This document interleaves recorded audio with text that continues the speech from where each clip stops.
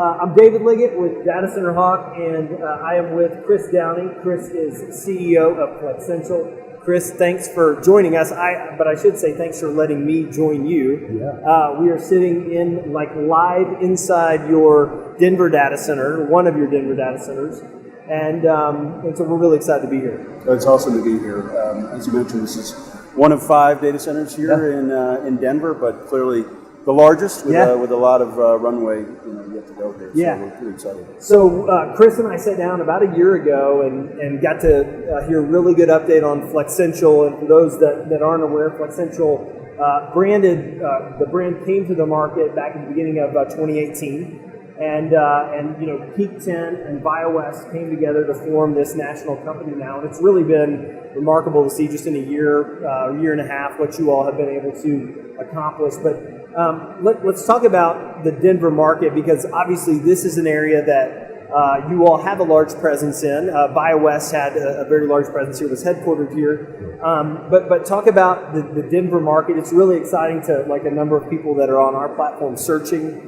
But talk about this market and why you all think it's going to continue to grow. Yeah, sure. Well, clearly we've been busy over the course of the last, what is now 18 months. Yeah. It's really hard to believe that we closed the transaction in 17 and we're embarking into 19 here, but it's really been a tremendous year and a half with just a lot of good stuff going on. But as it relates to Denver, Denver's been a home market, I'd say, for Flexential, obviously for BioWest for probably 17 years now. Mm-hmm. So there's really been a solid brand presence as well as capability presence here in the Denver marketplace for a very long time, and that's starting from the earliest days of the internet to, I'd say, obviously another inning of the internet with this type of capacity, solving for what are really real needs now. And so I think over that same time frame, I'd say Denver has really grown up, if not become one of the fastest growth population centers in the U.S. Sure. And so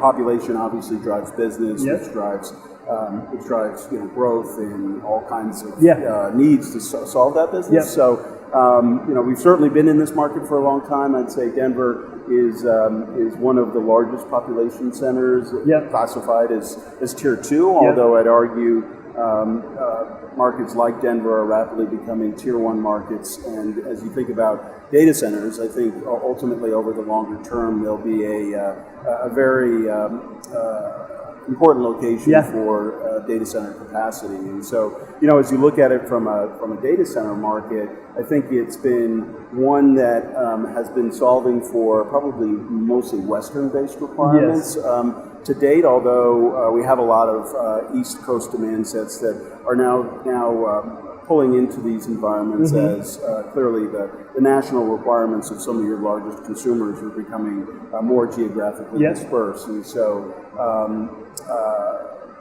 but I think, as it relates to markets like Phoenix and Salt Lake and Vegas, Denver is a market that I'd say is becoming increasingly appreciated as a similar location or similar destination for critical workloads. And I think that has to do clearly from the climate and the fact that there's no natural disasters that come here too often, if ever. Also, as you look at really 2 critical inputs into the data center is power and ultimately taxes, are kind of the 2 of the key ingredients. And so Denver has lower power and sales tax dynamics than Arizona, Nevada, and Utah. So it's a very good destination for all things data center, and we're very excited about it. Well, I think 2 things you brought up that illustrates a trend in the colocation world. One is, we've really seen a lot of the growth, the colocation market growth around large population areas. So, traditionally, because those large population areas, as Chris mentioned, create those business requirements. Those business requirements translate into IT requirements, or certainly can. So, I think as Denver grows, this market, would not only receive requirements that are in market from companies that are here, but also outside looking in. The other thing that I think is really interesting is as facilities mature in secondary markets like this one.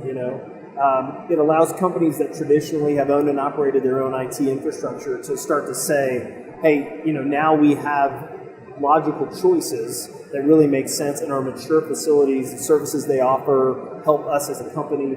And that's really, we've seen been in on-ramp to areas like this market.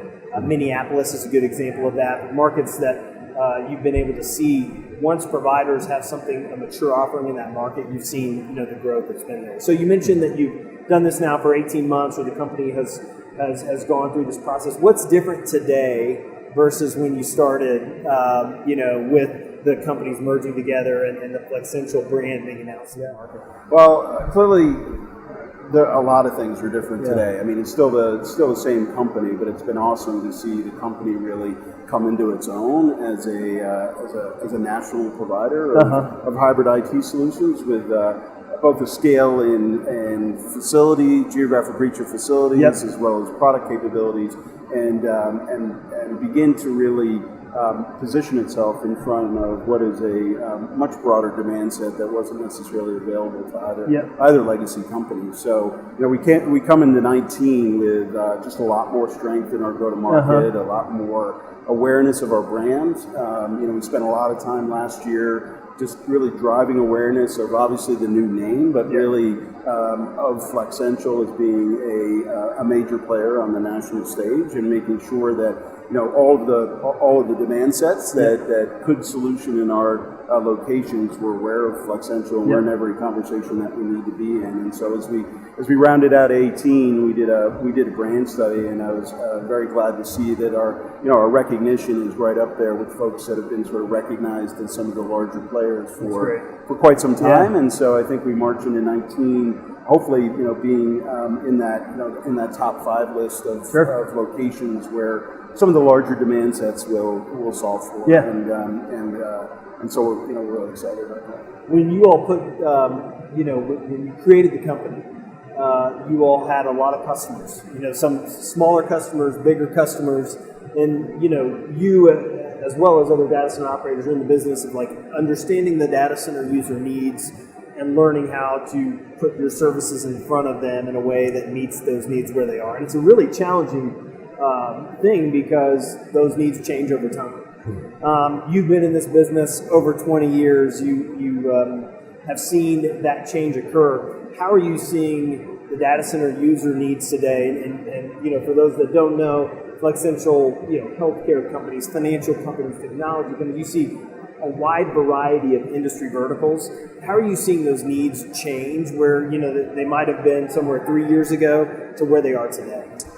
Yeah, so I think we've seen the requirements continue to scale. I mean, we've obviously scaled as a company, so our ability to service larger demand sets is much more relevant today than it was in the past. And so, we're getting in front of demand sets that need to consume, multi-site capacity or large capacity, like you can see here. In either one site or multiple sites. So we're generally seeing the requirements scale. We're still very much run environments that are multi-tenant. That, an environment like this will serve probably hundreds of customers, and it's when it's finally all fully utilized. So we have 4,000 customers across the base, and we serve from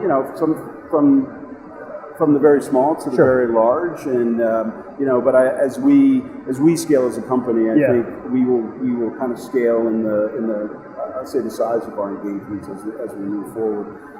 Last year we added 275 new logos into the portfolio. A few kind of cool metrics that I've been pointing to as we rounded out 18 is of those logos that we added, the top 10 logos that we added this year in comparison to last year grew in size by roughly 120%. So basically the size of customer that we're bringing into the portfolio is much larger. If you look at the top 20, that was roughly 63%. So I think that speaks to your question about the demands from the customers. Is it just getting larger? Obviously there's still some smaller requirements out there, but I think our ability to position our capacity in front of demand sets has allowed us to scale in terms of our, I'll call it our average engagement. Okay, so Chris, you talked about scaling customers and their ability to grow with you all. You all have taken a very forward-thinking approach by continuing to iterate on your facility design. And so it's one of the things right here in Denver. We're sitting in a data hall that's literally 135,000 square feet of raised floor space. Like I will tell you from my perspective, datacenterHawk, this is probably the largest contiguous data center space in the U.S. And so I like your forward thinking there. And you've got similar models in not just in Denver, but in Hillsboro and Dallas and Minneapolis and Vegas. But talk about this new generation of data center facilities that you all have chosen to invest in, and why that's so important for the company today. Sure. Well, just to confirm, I believe this is the single largest contiguous data center hall in the country. So just to nail that there. But this facility was the first of what we refer to as our Gen 4 class of facilities. They're the largest, they're the most capable, and we have 6 of these across the country. So the great thing, though, is that they're all exactly the same. And so when you come in this facility, we might be able to get a picture of it, but you walk into a mezzanine where you can basically look over the entire facility, and we essentially provide that same experience in the locations that you mentioned. But in Portland and Hillsboro has exactly the same facility. Plano, Las Vegas, Minneapolis, and we just are in the final stages of completing a new expansion in Atlanta, which isn't exactly as large as this, but the design standards and really the look and feel and the impression that you get when you walk into an environment like this is the same. So, as we move forward, really, our goal would be to continue to develop environments like this that really, they show a customer that there's enough scale for anything. And then when you bring in all of the additional services and product capabilities that we can bring to bear in environments like this, I think the customer really kind of says, okay, I have all the options I need in one place, and I can grow here for the rest of the time. Not only given the investment that's been made, but clearly this is a demonstration of more investment to come. And what type of services are you seeing those customers need from what you all do today? It's our belief that as the data center user virtualizes and their infrastructure becomes more mature, they will lean on data center operators to do more for them in certain ways. So what are you seeing them need today that you all are able to provide? In addition to power, space, and cooling. Yeah, absolutely. Well, I think the really important thing to keep in mind is that things are changing. They're changing rapidly, and the customer is very much on a journey where they know they need to, at a minimum, be in environments like this, but they're not entirely sure what other IT utilities are going to need to consume. So, first of all, an environment like this can solve for multi-megawatt requirements. So what we refer to as wholesale, as well as smaller footprints, which are typically called retail environments. So we can solution for any scale of colocation, which is important, as well as offer co-location capacity for future growth. But then from there, it's really, the network is a critical resource, and we have a whole host of network capabilities, which we collectively refer to as Flex Anywhere, which basically allow the customer to federate across environments, within the environment, across network aggregation points across the country, and that really enables the customer's deployment here to federate to wherever they need to, wherever their data needs to be. But then from there, you really extend into compute resources like cloud, either private or public. And a lot of customers are, some customers are sophisticated as it relates to cloud and sort of have gone cloud first. Others are, either recognizing that they don't have the ability to manage the cloud domain as well as they would relative to their given application, or they recognize that certain applications belong in different places. And because we can bring that product capability alongside Colo, it gives the customer the ability to leverage that as they need it, when they need it. So, and then really going from there, data protection, which has a kind of a whole host of recovery capabilities, recovery cloud capabilities, DRaaS, things like that, is rapidly becoming a really important attachment, if you will, to the IT environment, whether it's here or on their premise. But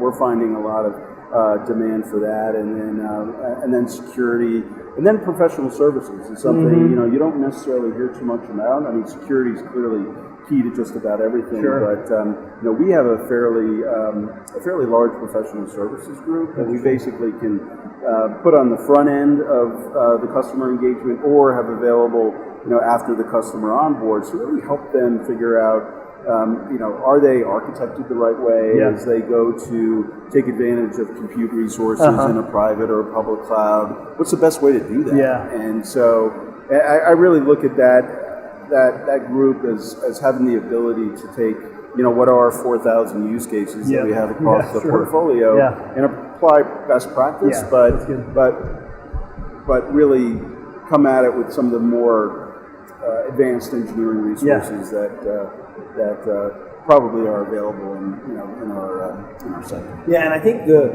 user, for companies that are like going through this process, finding a data center operator to partner with, they really do play a partnership role, because there's unforeseen things that come up. The data center user plans for today, but also has to plan for tomorrow. And you do your best, but the reality is things change. You acquire other companies, technology advances, and so you need someone that can advance with you and help you along the way. And so I think that's what providers like you all allow companies to do as they grow, in the environment. Because once typically companies are in these environments, they're here for a long period of time. So when you think about the United States, and Flexential has a very large portfolio. But where are other places that you want to be down the road, or that you think would be a benefit to your business to be? Sure. Well, we've got 41 facilities now, as you know, 21 markets, so fairly broad reach. Tend to have a bias towards the large Tier 2 population centers, although I think like the Atlanta and clearly Dallas is a Tier 1 market. If you look at here in Colorado, rapidly becoming, Tier 1 markets in and of themselves. So, we've got substantial presence in a lot of really critical locations across the country, but we're not in some environments like Ashburn or Chicago or New York, New Jersey. We do have network resources that tether into those geographies, so our customers can federate there, but we don't have data center capacity there. So I think longer term, I don't necessarily think Flexential will be a major player in those markets. I think what I want to make sure Flexential has the ability to do is say yes when one of our existing customers asks for it. That makes a lot of sense. And so, if a customer that we've got in 3 environments, is a large healthcare concern and wants to have something in Ashburn or in Chicago, they're naturally, hopefully, going to come to us first, and not having the ability to say yes, we can give you a solution there. It just obviously is puts us at a bit of a disadvantage. So I think longer term we're looking to solve for that. But that being said, we've got environments like this all over the country, and I think we've got a lot of runway. So we don't necessarily have to be, but there's definitely a desire to be in some other markets in the U.S. Let me think about like Hillsboro, so similar facility size here. That's a market that's somewhat up and coming. You all have been there for a while, but starting to see larger demand there. Why do you think companies find a market like that on the West Coast so attractive? Well, for a lot of reasons. Hillsboro has been a great growth market for us. I think proximity to the West Coast, obviously, but Hillsboro or Portland's got some strong tax advantages. So basically, abatements on sales tax, where, given the scale of the deployments that are putting into locations like Hillsboro, you can effectively pay for your environment for some time to come from not having to pay the sales tax on tens of millions of dollars of compute infrastructure. So that also the cable landings that are coming into Hillsborough. So we host 2 of the overseas fiber cable landings. One referred to as the NCP, the New Cross Pacific cable, and the other is the Hawaii Key cable. New Cross Pacific coming from Asia, the consortium members, some of the largest Asian-based carriers that bring a lot of the Asian-based cloud resources and capabilities into the U.S. And then the Hawaii Key cable connects into Australia, New Zealand, and a bunch of the Pacific proximities to that. And so both of those cables essentially kind of open up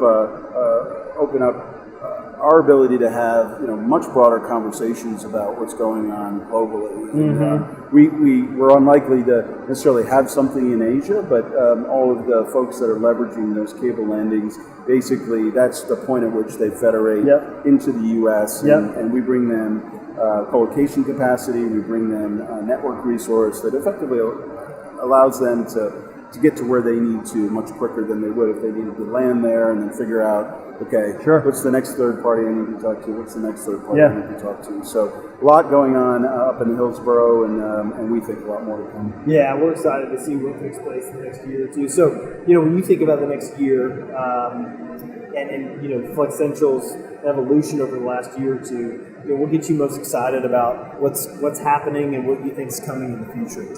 Yeah, so I think we talked about some of it, really the momentum, the forward momentum that we came out of 2018 into 19, just the number of new customers we've brought in the portfolio, the scale of those customers. I think the appreciation of the broad product capability that we've invested to put into environments like this. I think customers are realizing that the more that they can get in a single environment is to their great advantage, if you will. And so environments like this that can also bring a bunch of those other utilities, as I like to refer to them, to bear, is just more optionality for the customer. And that gives us competitive differentiation, we believe. And also just having scale like this and seeing demand sets show up that will consume scale like this. We're not pursuing really those hyperscale demand sets. We are pursuing hyperscale node requirements for the distribution of whatever the respective content or application or software is. So we are pursuing those because those are getting more geographically dispersed. They're getting larger, in particular in population centers like this. So we're going to try to fulfill demand for an environment like this as efficiently as we can versus kind of letting it all go in one fell swoop. But we're seeing plenty of activity, and that activity is coming at a stronger pace and at a larger clip. Okay, so Chris, when we talked last time, one of my best memories from our discussion was when we talked about your rugby prowess, and so I'm excited because you brought something to somewhat show that prowess today. So. I wouldn't necessarily call it prowess, but when have you seen a rugby ball inside of a data center? We're setting records here. I'd be breaking rules if I could, if I kicked it back there. But no, it's rugby has kind of been a passion of mine for some time, and I go so far as to infuse it in our sales kickoff. And very fun. What do we need to do as a team to really make a difference going forward. And rugby, in a lot of ways, I think, as we talked about last time, it's a kind of a thinking man or woman sport, in that it's pretty strategic as it relates to when you pass it, how you pass it, because you got to pass backwards to move forwards, which is pretty strange in a given sport. But anyway, it was great that the sales team gave me Flexential rugby balls. Come on, man. With sale signs. So pretty stoked about that, and pretty stoked about the future. Yeah, well, that's awesome. Well, Chris, thank you so much for letting us be here. We always appreciate your insight. You've been in the business for a long time. You've got a rich history, and so it's always fun to sit down with leaders like you to hear not just where we are today, but where the industry is moving forward. And we're excited to see Flexential's growth, not just in markets like Denver, but, all throughout the United States. So thanks for letting us be here, and I look forward to the next time we get together. No, thank you. Always great to talk to you. You bet.